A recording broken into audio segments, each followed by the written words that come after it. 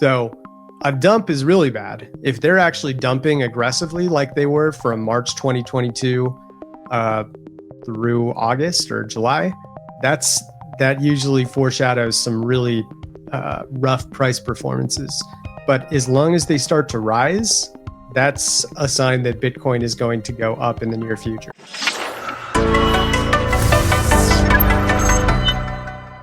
Hey, everybody. Welcome into the Thinking Crypto podcast. I'm your host, Tony Edward, and I have Brian from Santiment with me, and we are going to do a deep dive into Bitcoin and altcoins and all the metrics about what's happening in this market. Brian, good to see you. Happy New Year. Good to see you too, and a very happy new year to you and your community. I think it's been a wild ride in crypto so far, so I'm excited to jump into this. Yeah, and as always, we like to take a look at the data and see what story it's telling us. We can't look at the markets with our emotions or our feelings.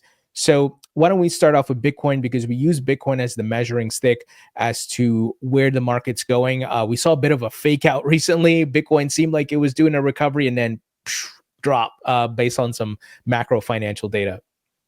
Yeah, we got up to 102K on Monday, and all of a sudden we were back in the 93Ks at the time of this recording. So quite a big fake out. A lot of people call it a dead cat bounce, where it's one of those rises that gets the crowd's hopes up, and then all of a sudden they all get disappointed after they buy the top. So I think there's a little bit of that going on. I do think the community's kind of sweating the smaller moves. Just as a kind of a perspective reminder, when we go from 93K to 103K, that's roughly a 10%, 9% jump or so.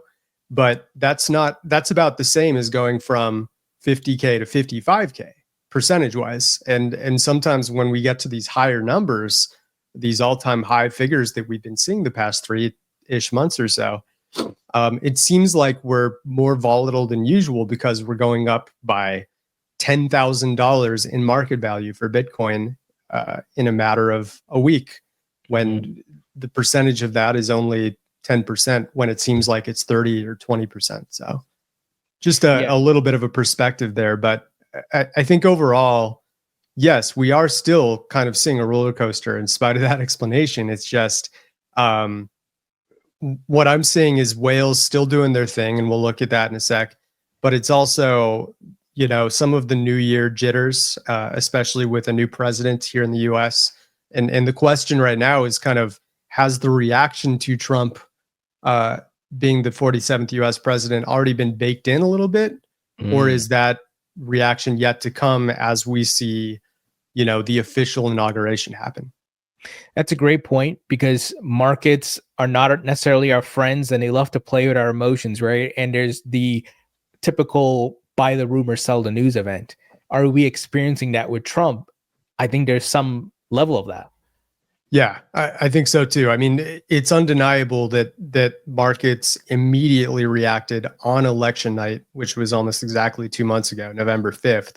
And of course, we saw that immediate all-time high breaching 75K, then ripping all the way up to the 90Ks, and everyone's just salivating for 100K.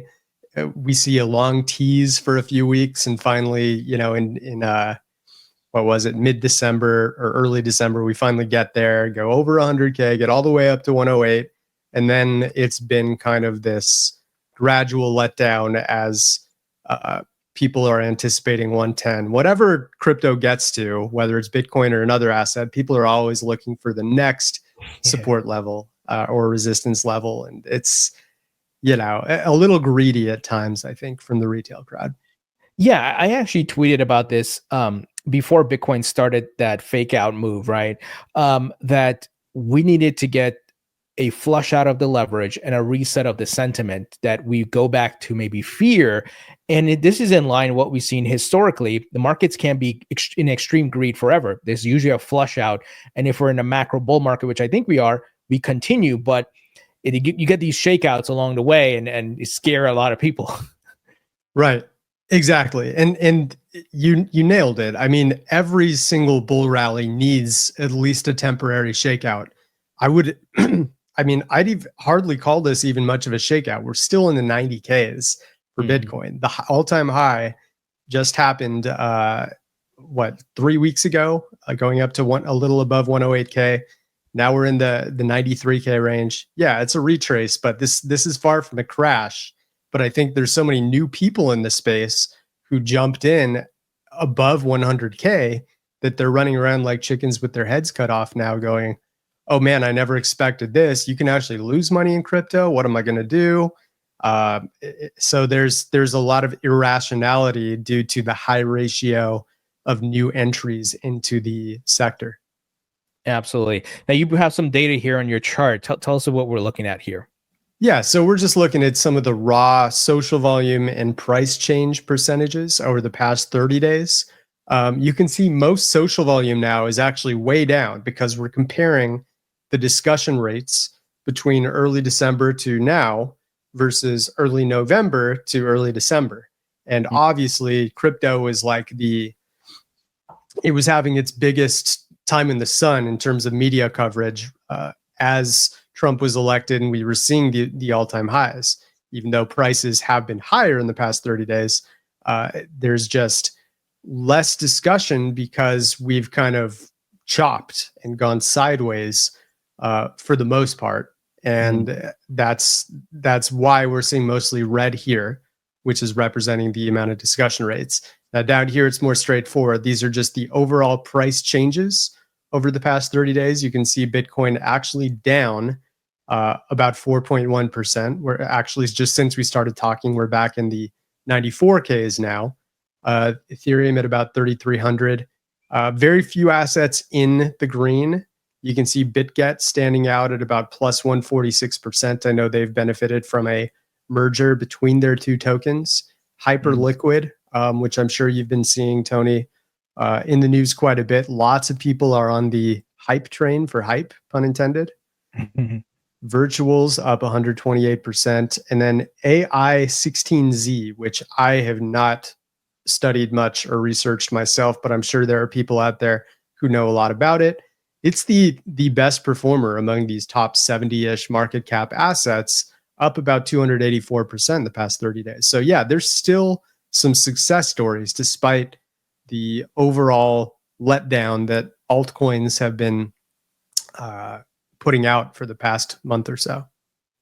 Yeah, and I don't know if the seasonality comes into play where Q4 is usually that incredible quarter, and now this is the pullback, the healthy pullback, and obviously there's narratives that go with these things. Okay, the inflation numbers, this and that, and I look back at the December 2020 into January 2021, we saw a very similar pattern, that cool off, right? And then we continued as we got later into January. So doesn't mean that it will play out exactly, but we could see something like that. Yeah, that's a really good era that you're bringing up. I was actually talking about this internally with the team, and we've seen kind of very similar patterns to the 2017 all-time high and the 2021 all-time high at the end of those respective years. When we see such massive profits for the entirety of the year, or even like a year and a half or so, there tends to be a big contingency of whales taking profit for tax purposes. As crazy as that sounds, a lot of people want to align their capital gains with their strategies, and by making sure that long-term investments are kind of capped off at the end of the year so they can organize their taxes. Sometimes that can make a big difference. And there's a reason why October and November during bull markets tend to be kind of the end of that thrive period. And then December is where we see a lot of flattening out or even a bit of a retrace in the final weeks. And we can kind of see that pattern if we look at, if I can find the right tab, here we go. Look at the overall trend of whales. This was December 27th, where I've got my crosshair.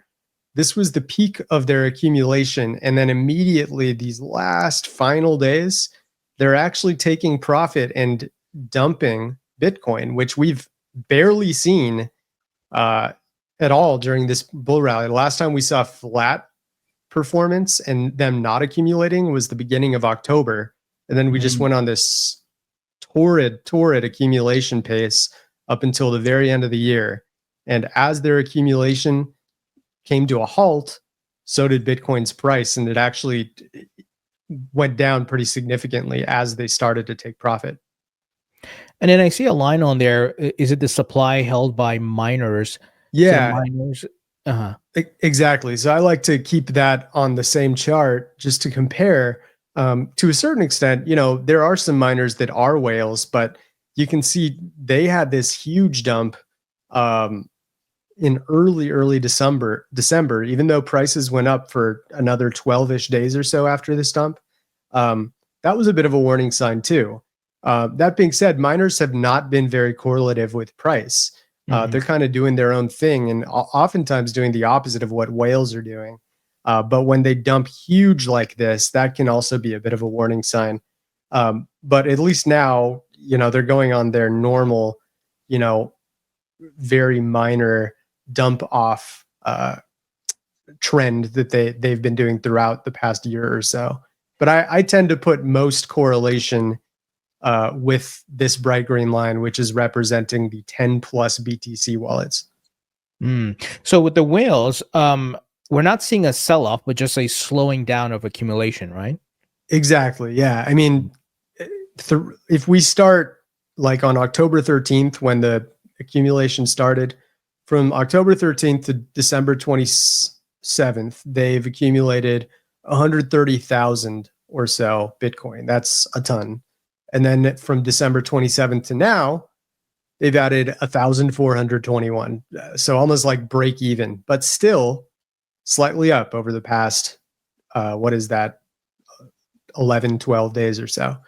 So yes, when we're flat, it tends to be a little more choppy with prices. If I go back historically to prove that point, we'll just go back 5 years or so. So yeah, when they're flat like this, prices tend to be a little choppy. You could even see it here.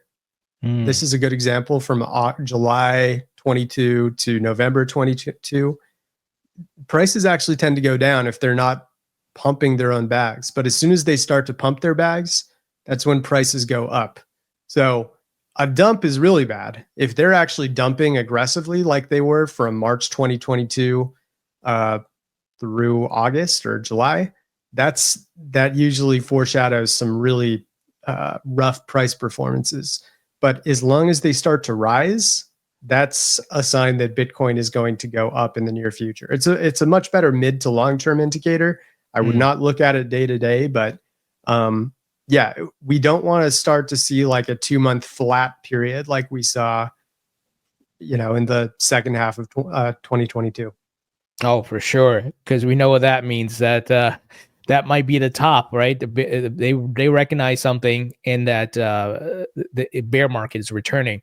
Now, exactly. I think the higher probability is that we keep going and they're going to continue, but there's no guarantees, of course. There's no certainties here, but we'll just have to keep an eye on this data to see what they decide to do. Yeah, and my guess is the whales at least wait until Inauguration Day for Trump to make sure that everything goes as expected. And then as he starts to show whether he's keeping his promises on everything he said he would, that's when they start to resume their normal patterns. For sure. And I know in the frame or in the backdrop is the macroeconomic stuff with inflation, rate cuts and all these things. And I guess to your point, what will happen as Trump comes into office? Are we going to see more easing, so to speak, from the Fed and more dovish statements from them? So I guess to your point, the whales, they're watching all these different things. Exactly. Yeah, that's a great point. And I wanted to pull up this chart to show the amount of discussion revolving around the Fed or inflation or rates. I'll even include, Powell in here. And these are kind of the danger words. When the crowd talks about them a lot, prices tend to go down. You can see pretty clearly the big discussion was right after that all-time high. We see this huge discussion about rates where Powell came out with a hawkish kind of perspective saying, yes, we're cutting rates one more time, but don't expect too many more of these because the economy's looking to be back on track. And that scared people. And that had a lot to do with why we retraced through the end of the year, along with the profit taking for taxes that I mentioned. Very, very interesting. See, I love this. The data just telling us, showing us what has been taking place. Because if you're not looking at this data, you're kind of scrambling, like, wait, what's happening? But it's pretty clear and just fascinating. And then with regards to supply on exchanges, is that continuing to dive? Yes, supply and exchanges still looks pretty good. I'll pull that chart up really quick. So this is the Tether, USD coin, and Bitcoin supply and exchanges. Red is Tether, which is still going up, which is a great sign. You want to see stable coins moving to exchanges because that implies more buying power and dry powder that is ready to be used when necessary. USD coin is also still looking pretty good. It kind of was declining toward the end of the year, but bounced right after Christmas. And then Bitcoin here in bright green just continues to move down, which means there's less risk of sell-offs in the future. There can still be drops, don't get me wrong, but less Bitcoin on exchanges generally is a signal of confidence, especially with whales who are controlling the supply and exchanges more than any other group, obviously. Yeah, and with regards to the USDC, I can add some context there. I've been noticing on whale alerts since the beginning of January, there's been incredible amounts of minting at the USDC treasury, hundreds of millions. So I guess I don't know. It's just there's a correlation there, but it seems with the supply going up, it kind of makes sense. Could be, yeah. I'd actually, I don't have the chart prepared, but we could always look at it by percentage of total supply and how much of that is on exchanges. This is mostly just top exchange addresses for the stable coins and how much they're holding, whereas the Bitcoin is the actual percentage here. So this is more just a raw look at how the largest wallets are doing. But there's a good chance that some of those massive wallets are the recipients of the minted USDC, and that makes a lot of sense what you're saying. Interesting. So I hope January we get a bit of a turnaround here with all these signals looking good. The whales start accumulating, and it might. I think after as Trump gets into office, he gets settled, things are going to start moving up again. Hopefully. Let's talk about altcoins. What are you seeing on the altcoin front? I know that you tend to follow Bitcoin. When Bitcoin was at the start of that move upward before faking out and dropping, I saw XRP, Cardano, and these other altcoins were moving as well. Yeah, let's see if we can look at a couple of them. Cardano has been an asset of interest because it had this major rise at the start of the year. It kind of bottomed out right on New Year's Eve, and then huge breakout over the first week, going from it went up about 32% in the first 6 days of the year before having a big drop, along with the rest of crypto, basically over the last couple of days. So what I can see is that like network activity has dropped off significantly since early December, and this is how a lot of altcoins look, just way less transaction volume. That's not necessarily like a death sentence and indicates the bull run is over, but it does mean that like the FOMO and the institutional kind of contributions that we're adding to networks like Cardano, they've been kind of abandoned over the past month or so. Nevertheless, we still see these circulation spikes, which look good. This indicates that we're seeing a massive amount of unique coins being moved on a daily basis still. This is a good sign too. Like most altcoins, they actually look worse than Cardano because at least Cardano had a nice run to the start of the year. But average returns are down about 4% for any address that's been active over the past 30 days. That's a good sign. You want to see these MVRV ratios in negative range, indicating that buying would be doing so with less risk than usual. So on the short term, you can probably expect a little bit of a bounce, assuming Bitcoin stabilizes here. Long term, though, there's still some risk because if we look at the past year for most altcoins, Cardano no exception, they've been on just massive runs. I mean, XRP 5x or 6x over the past year. Stellar's up there. There's just a lot of huge success stories where we have to be aware that there's still probably some regression to the mean that likely will occur unless Bitcoin just goes on another torrid pace to 150K over the next few months. Then, of course, it'll drag up all the altcoins with it. But assuming we kind of stay flat, which is a very likely scenario over the next few weeks or so, there's some short-term upside, but long-term caution flags. That's what I'm seeing, and I'm only using Cardano as kind of an extreme example because it's had a lot of excitement here in 2025. Yeah, for sure. That's a great perspective on these coins and what we could potentially anticipate.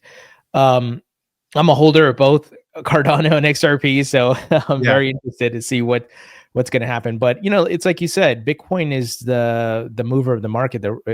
All coins follow Bitcoin's lead, so hopefully we could see some sort of recovery soon. Totally. I also wanted to point out the social dominance of different sectors here. This is just a comparison of the top 6 market caps in the layer 1 category, the layer 2 category, and the meme coin category. And as you'd expect, as altcoins have finally calmed down, meme coins are the ones that get way less discussion all of a sudden, way down here. Whereas, Bitcoin and Ethereum and assets like that, Mantle for layer 2s, they're keeping the discussions going pretty well for their respective categories. And on the regular volume side of things, so we really bottomed out in all 4 groups here at the beginning of the year, but now we're starting to see a pickup in layer 1 and layer 2 volume, while people are still a little bit afraid to touch the AI sector here in yellow and meme coin sector here in pink. So I find that interesting. It looks like the crowd is starting to veer toward the relatively safer options for now, because they're seeing that Bitcoin dominance is quite strong at the moment. We've talked about Bitcoin being back at the 94K level, but obviously many altcoins have dropped 20+% in just 2025 so far. So I think that's causing the crowd to go back to Bitcoin and get out of the more speculative assets for fear of losing way more. And meme coins seem to be the froth. Like once these Bitcoin and these blue chip altcoins, if you want to call them that, the layer 1, layer 2 start to rise and they get some momentum, then all of a sudden the retail crowd comes in, memes, they go crazy. But when you have these pullbacks, the froth, it dissipates, and then there's less talk about these meme coins. Exactly. Yeah, you can see like the eruption of meme coin volume right after Trump was elected, about a week after, especially when we went on that huge rip up to, we're still looking at Cardano's price, no big deal. Like once Bitcoin got over 80K, people just started saying every meme coin is up for grabs. They're all going crazy right now. We're going to jump in. And that's where you see a lot of greed signals form. So we want to be rooting for stuff like we're seeing now, where the crowd is starting to get a bit safer and their greed is kind of dissolving. Great insights. ETF inflows. Anything there? I know that I think I saw there was some outflows from BlackRock's ETF. Nothing significant. Obviously they're up. They've been accumulating at a rapid pace. But there was in line with the slowdown in the whale accumulation. There was some outflows for BlackRock recently. Yeah, I'm pulling up the dashboard here. So this is going to look at the ETF volume for the 7 biggest ETFs, which is what we have data on right now: GBTC, IBIT, FBTC, ARKB, BTCO, BitB, and HODL. Overall, the ETF volume has calmed down. It really peaked the week after Trump was elected, where it was just going nuts. Institutionals were very confident, and they were putting a ton of volume into them. And yes, it was mostly inflow more than outflow. However, we do see, if we look at some of the top ETFs here in terms of their inflow versus outflow, since I don't have the total on this dashboard, what I can say, we won't look at GBTC because that's the old one, but look at IBIT here. There were some pretty big outflows going on, especially toward the end of the year, I saw. Mm-hmm. And I know some of that is here. Look at that. Oh yeah, yeah.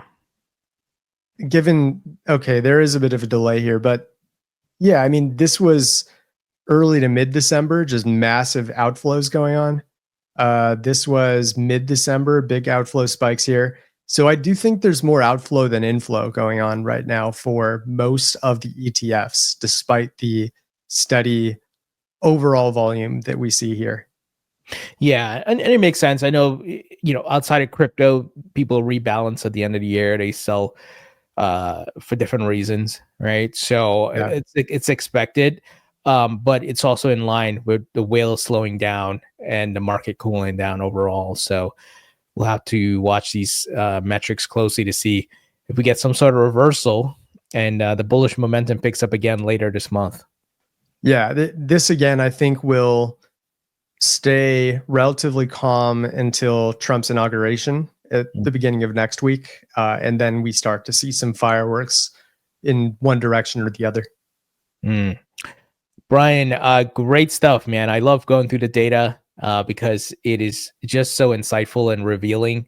And, as I go on the journey of investing, I know I keep mentioning this, but I want to hammer it home for people. Not your emotions, not your feelings. The markets will play with them all day. But if you look at the data, you can at least navigate the waters here. Exactly. Yeah, I think it's one thing I've heard people say about Santiment is it really gets rid of your biases of what you might just see on your timeline and be like, oh, these three people are bullish, therefore everyone's bullish. It's a lot better when you've got a sample size of millions of comments that you can just quantify versus just your own, experiences based on what people happen to be saying when you refresh X, Absolutely. So looking forward to the next one. Glad we got to finally reconnect here, and be safe out there, everybody. Yeah, for sure. And by the time we meet, the next Trump will be in office, and hopefully there's some bullish momentum starting to pick up again.